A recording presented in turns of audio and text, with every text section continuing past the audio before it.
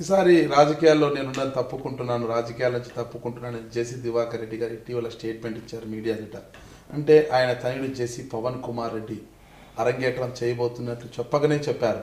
అయితే పవన్ కుమార్ రెడ్డి అరంగేట్రంతో ఒక్కసారిగా యూత్ అంతా కూడా యూటర్న్ తీసుకుని మరోసారి వారికే పట్టం కట్టే అవకాశం ఉందని కూడా చెప్తున్నారు.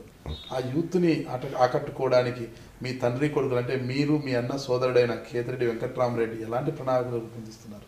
దివాకర్ రెడ్డి గారు ఎప్పుడన్నా నిజాలు చెప్పినాడండి, మళ్ళీ దాని గురించి మాట్లాడడం కూడా వేస్ట్. అంటే ఇప్పుడు స్పష్టంగా చెప్పారు కదండి మీడియా ముందు, అది అబద్ధాలు అంటారా? అబద్ధాలే కదా, అబద్ధాలే కదా. అంటే నిజాలకు కేర్ ఆఫ్ జేసీ సోదరులు అంటారు, మీరు అలా మాట్లాడితే ఎలా? అది ప్రజలను అడిగితే తెలుస్తుంది, నన్ను అడిగేది కాదు. కానీ అక్కడ ఉండే నాయకులు కానీ పరిసర ప్రాంతాలు కానీ వాళ్ళని అడిగితే చెప్తారు. చెప్పిందే చేస్తారు, చేసేదే చెప్తారు, అదే జేసీ సోదరుల మాట అంటుంటారు. దీనికి మీరేమంటారు? ఇప్పుడు ఎంక్రోచ్మెంట్ కొడతామని చెప్పినారు, దీక్షలు చేసినాడు, అన్నీ చేసినాడు, మళ్ళీ కొట్టచ్చు కదా. ఆయన చెప్పింది చేసేటట్టుకుంటే చేయొచ్చు కదా. అంటే ఇప్పుడు అనంతపురంలో జరిగిన విషయాన్ని సీఎం దృష్టికి పోయింది కాబట్టి సీఎం బ్రేక్ ఇచ్చారు. అక్కడ సీఎం బ్రేక్ ఇవ్వకపోతే ఈ పాటికి అన్ని కూడా కొట్టేచ్చేవాళ్ళే కదా. సీఎం బ్రేక్ ఇచ్చినది 2 రోజుల తర్వాతనో 3 రోజుల తర్వాతనో. అతను దీక్ష కూర్చుంటే ఎంతమంది ఉన్నారు, అతను అగ్నెస్ట్కి దీక్షగా ముస్లిమ్స్ కానీ వైశాస్ కానీ ఎంతమంది కూర్చున్నారో అది ఒకసారి మీరు గమనించండి. మీడియాలో చూసింటారు, మీరు పేపర్లో చూసింటారు, మీరు చూసారా? ఆ టీవీలలో చూడుకోకుండా ఎట్టుకుంటారండి. ఆ దీక్షను చూసి మీరు ఏం భావించారు?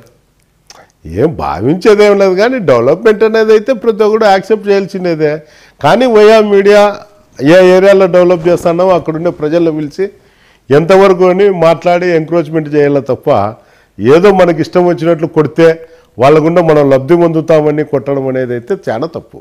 పాతూరులో రోడ్ల నీరుకున్నాయి, వెడల్పు చేయాలని అనుకోవడము తప్పంటారా?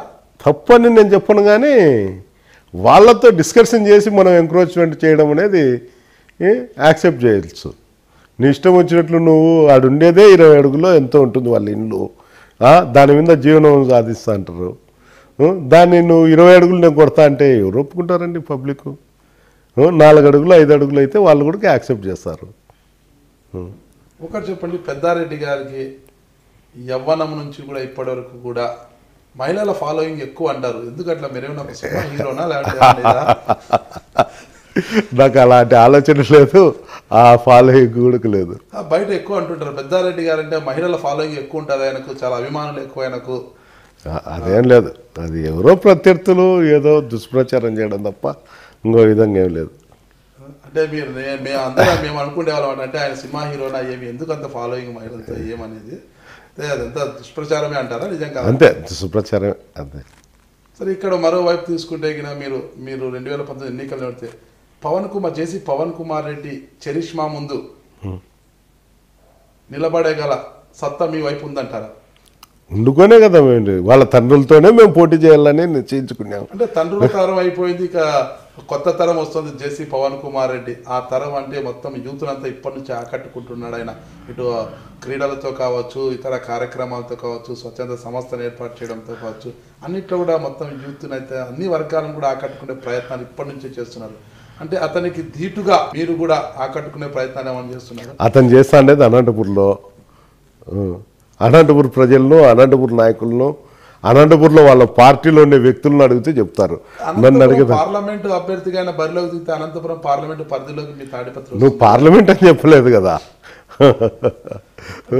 జేసీ పవన్ కుమార్ రెడ్డి అక్కడ ఎంపీగా నిలబడతాడు, ఇక్కడ చిన్నానైన జేసీ ప్రభాకర్ రెడ్డి ఎమ్మెల్యేగా నిలుస్తారు. ఇరువురు చరిష్మా వాళ్ళ ఆయన రాజకీయాల నుంచి తప్పుకుంటానని చెప్పారు కదా. ఆ రోజు చూస్తామని చెప్తాండా కదా, ఆ రోజు చూస్తాం.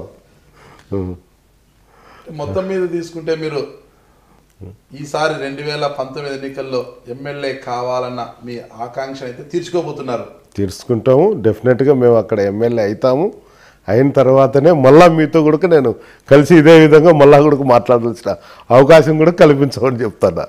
ఒకటి చెప్పండి, ఇప్పుడు మీరు వైసీపీలోకి చేరే ముందు జగన్మోహన్ రెడ్డి గారు అంటే మిమ్మల్ని, మీతో పాటు పేరం నాగిరెడ్డి, విఆర్ రామిరెడ్డి, రమేష్ రెడ్డిని అందరినీ కూర్చోబెట్టి అందరితో సంప్రదించిన తర్వాత మీకు టికెట్ ఇచ్చారా, లేదంటే ఏకపక్షంగా మీకు సమన్వయకర్తగా ప్రకటించారా? రమేష్ రెడ్డిని, విఆర్ రామిరెడ్డిని పిలిచి మాట్లాడే నాకు టికెట్ ఇచ్చారు. అంటే సమన్వయకర్తగా టికెట్ అంటే సమన్వయకర్తగా అంతే ప్రకటించారు. వాళ్ళు యాక్సెప్ట్ చేసినారు.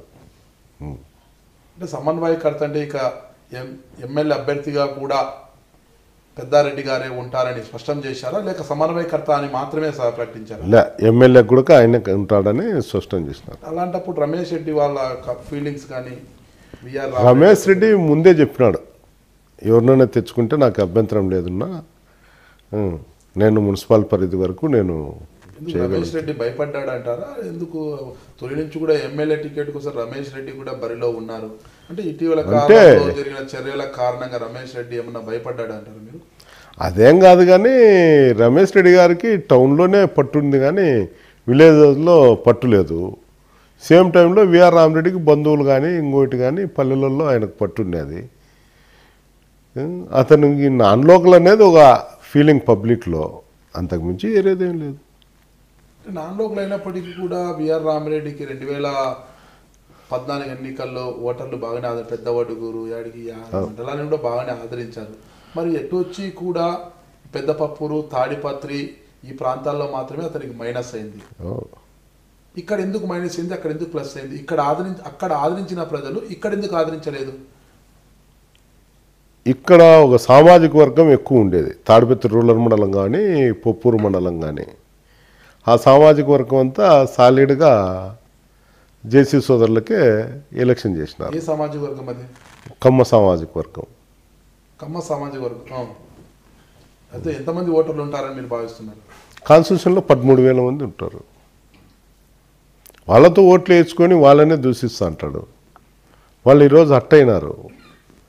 ఏంది మేము ఓట్లేసి మా పార్టీలో ఉండి మాకా అన్యాయం జరుగుతుండేది అనేది. వాళ్ళైతే ఈరోజు కూడా కాంగ్రెస్ పార్టీలో ఉండి వచ్చిన వాళ్ళకే న్యాయం చేస్తారో తప్ప ఫీవర్స్గా పార్టీలో ఉన్న వాళ్ళకు మాత్రం న్యాయం చేయడం లేదు.